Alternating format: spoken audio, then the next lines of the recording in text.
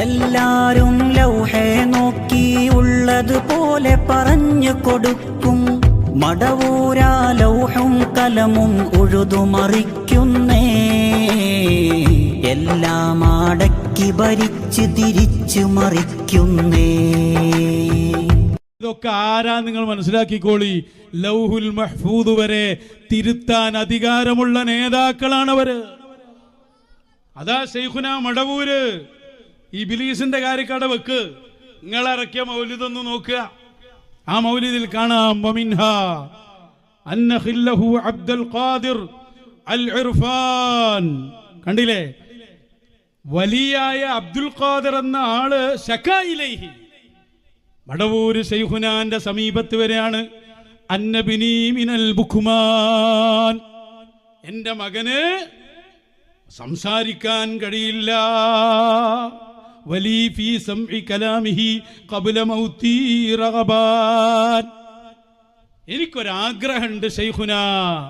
മടവൂർ ശൈഖുനാനോട് ഒന്ന് പറയാ, എന്റെ മോനൊന്ന് സംസാരിച്ചു കാണാൻ.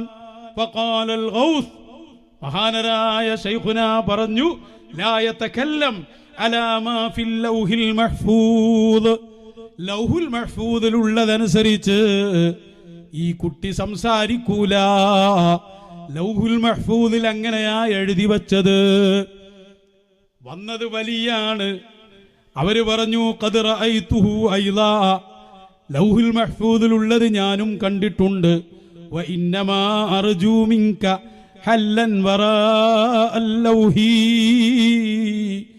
നിങ്ങൾ ശൈഖുൽ മശായിഖാണ്, ഇവിടെന്ന് പറഞ്ഞാൽ പിന്നെ അല്ല തട്ടുകയില്ല. അതുകൊണ്ട് ആ ലൗഹുൽ മഹ്ഫൂദിലുള്ളത് വരെ തിരുത്തി എഴുതാൻ അധികാരമുള്ള നേതാവാണ്. അതുകൊണ്ടാണ് ഇവിടെ വന്നത്. എനിക്കത് കാണാൻ കഴിയും, പക്ഷേ എനിക്കത് മാറ്റാൻ കഴിയില്ല. കാണാൻ മാത്രമല്ല, മാറ്റാനും തിരുത്തി എഴുതാനും ഓർഡർ കൊടുക്കാനും അധികാരമുള്ള അൽ ഖുതുബാണ് നിങ്ങൾ. തന്നത് അല്ലാഹുവാണ് അധികാരം.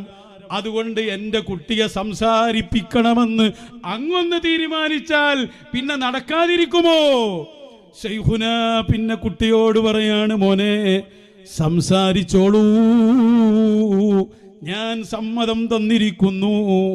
ഫഅവ്വലു കലിമതിഹി അശ്ശഹാദതാൻ.